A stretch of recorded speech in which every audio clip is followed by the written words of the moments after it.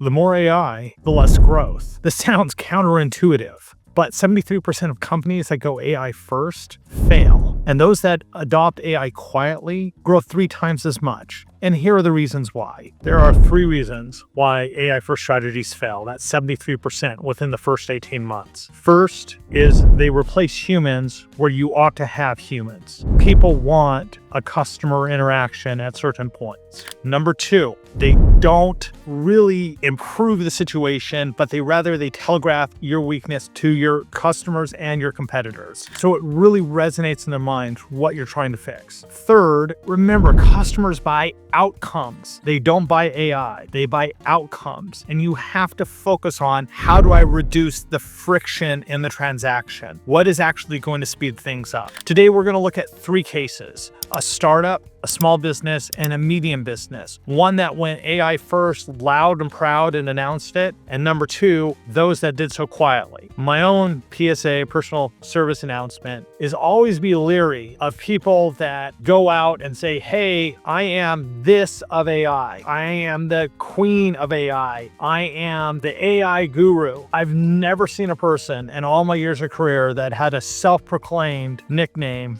be what they want to be. It's more their own narcissism giving them that title to make themselves more important. And it's more about them than trying to figure out what is the true solution that they're trying to find. Let's go to a startup scenario. One had a $500K valuation. One had a $5 million valuation. One was called Fit Genius, the other Sweat Map. Fit Genius went all in, and they were loud and proud in AI first. It was AI everything. AI onboarding, AI trainer, AI that was get mad at you when you missed a workout. It was everything about AI. Ultimately, what was the results? They had 1.8 stars versus Sweat Map's 4.7 stars. What did Sweat Map do differently? They didn't announce, hey, we're AI everything. They used AI where they needed AI to enhance the human interaction. People still wanted a personal trainer. People still wanted that trainer to present a plan, answer questions. AI made the plan that the trainer reviewed and then got right for the person. Ultimately, the end results were this. Fit Genius had negative 70% customer growth. Sweat Map had over 400%. Why? Because they got AI right. They weren't making the mistakes of what Fit Genius was. Ultimately, Fit Genius wasted $2 million and ended up shutting down. Sweat Map's still going strong, giving people what they wanted. Less friction, more access to the trainer. Now let's talk about small business. We have 2 scenarios: Tampa Quick Print and Mike Print Shop. Tampa Quick Print went all in with AI. AI ordering, AI first on the website, AI corrections. Everything was AI. AI invoicing. It took 12 steps to place an order. Mike's Print Shop had 3 employees, leveraged AI, didn't announce it, took off the tedious things like what are the right colors, what are the right gradients. A human still did that final space. It's not to say AI can't do everything in the future. It just wasn't as healthy as it should have been. What are the end results? Tampa Quick Print, ultimately they were making about 8% margins. Customers were getting frustrated. More customers went over to Mike's Print Shop. Why? Because AI took out the friction and let the humans do what humans do best. They made sure they had less mistakes, which they did. Ultimately, the results were more customers, 8% margin versus 34% margin, at doing about the same run rate of business. It was about doing AI smarter because customers still wanted the outcomes. They don't want to take 12 steps to get to an outcome that they take 3 steps when you include a human. I've seen this even in my own company. At what point do we take all this time to get AI right? Or do we do the first little bit? You know what? I can have my back office download a CSV file, send it. It's going to cost too much, take too many steps with Zapier. Great. Zapier is a great product. Or do I have that one person do it once a month, send it in, and AI does all its work? I make less mistakes. I don't have to keep going in and correcting it. It saves more time. So you have to do that balancing act. What did Mike's Print Shop do? They quietly did AI. The ultimate result, more people said they were faster than they were ever before, and it was speed that won. 2 regional shipping companies, Freight Smart, Regional Express, both doing about $8 million.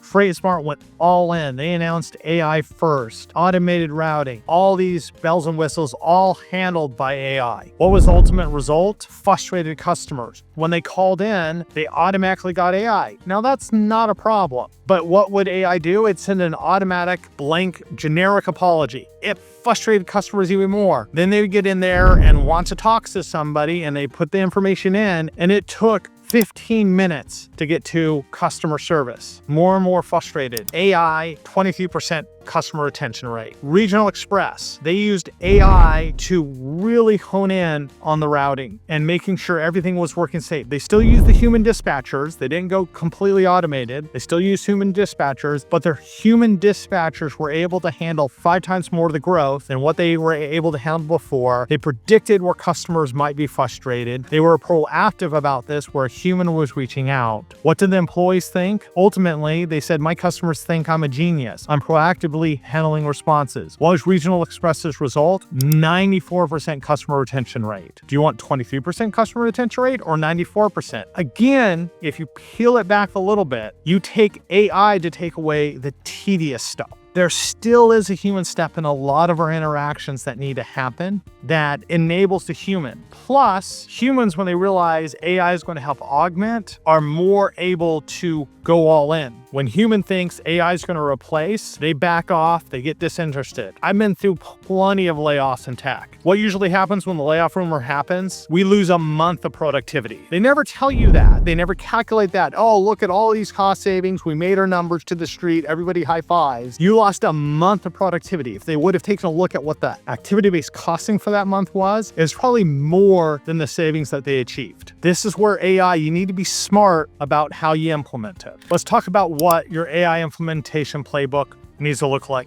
First, implement AI silently. Take the most tedious task and figure out how to do that with AI. Don't announce it to the world, because sometimes you're going to be telegraphing what your biggest weakness is. Second, use AI to make your humans superhuman employees, not just regular employees. Focus on how is this going to make them better? How are we going to increase their productivity? Because once that happens, you're going to get them to buy in and not back off or not take it as seriously as they want and create frustrating customer experiences. Step 3, measure what it matters. People do not want AI metrics. No one wants to see them. What people want are customer outcomes. Is revenue increasing? Is customer retention increasing? Those are the outcomes that management wants to see, not how many people were solved with AI only. Remember, customers are looking for outcomes. Let's take a company out there. There are an SEO company called Search Atlas. You go on there, they will tell you that their chatbot is powered by AI. And you will go in there and you'll get a lot of answers. But if you get frustrated not getting the right answer, all you need to type in the word human, and they will connect you with a human person. It conveniently solves the problem so that people get the best of both worlds. If they have a quick question, they put it into AI, they get a quick answer. If they're getting frustrated because AI asks the same things, here's one tip. If you swear at AI, sometimes it will figure things out a little bit faster, will ask better questions. But in doing so, you also need to look at, is this getting the outcome that we need? Red flags, you're doing it wrong. 1, you mentioned AI in your customer marketing materials. Guess what? Unless you're an AI implementation company, unless that's the service you're providing, no one really cares if you're AI. They want outcomes. Number 2, employees fear losing their jobs to AI. You'll get lackluster results because then the employees start caring and they're going to start looking for another job. 3rd, your overall metrics are not improving. You're not growing. You're not having customer retention. Those are key. It's not about the AI metrics. It's about your core metrics. Are you increasing in revenue? Is customer satisfaction going up? Those are red flags that will tell you that you're doing it wrong. Signs you're winning with AI. 1, customer says, wow, this was a fast, seamless experience. 2, basic metrics go up, like I've mentioned. 3, you have employees saying, this is making my job easier. I'm now able to do more. 4, you are seeing productivity increase across everything, and you're finding new areas where you can implement AI and do so silently. Take the first tedious task, then go after the next tedious task. That will show you when AI is winning. The AI revolution isn't about being AI everything at first. It is going to be those companies, those SMBs especially, that quietly implement AI in the right places to give a better customer experience. It's all about that customer experience and the outcomes that you'll see. Remember, time and energy, that is finite for you. Sometimes it's going to take a long time. There are a lot of blueprints out there. More than happy to have a discussion with you. Book some time with me. We can talk about what your AI playbook needs to be for your specific company. All companies are unique.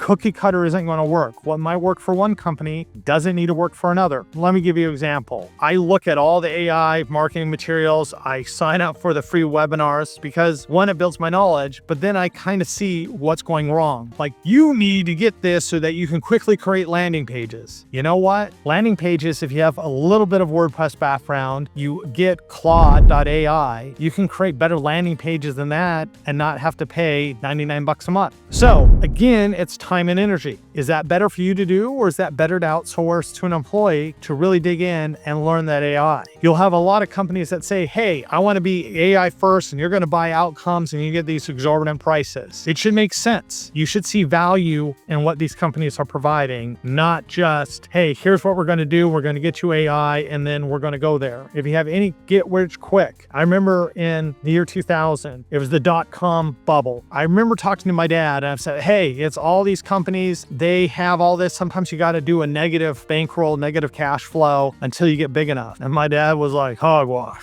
It's about the money, honey. You got to have the cash flow statement. My dad was partially right. The very biggest ones kept getting funding and grew a lot bigger. Hence, you have Amazon.com. Look how well it did. But do you know how many online bookstores failed? More numerous than the count. So if you want to do AI right, it is about speed, but it's also about the implementation. You need to be quick, but you need to do that implementation correctly. Have the right framework, have the right playbook. Otherwise, you're going to be more of that 73% that fail within 18 months of doing any major AI initiative. Put in the notes. Tell me what is the most tedious task that you think AI can handle without ruining the customer experience and giving better customer outcomes. If you'd like to learn more and get the frameworks and what to avoid, the red flags, type in framework and red flags in the comments area, and I'll send you the framework and red flags. If you'd like to have the playbook, type in playbook or type in both, framework and playbook. I'll send you the framework and the playbook. No obligations. I'm Brandon, and this is SMB Growth Unlimited. Hit subscribe,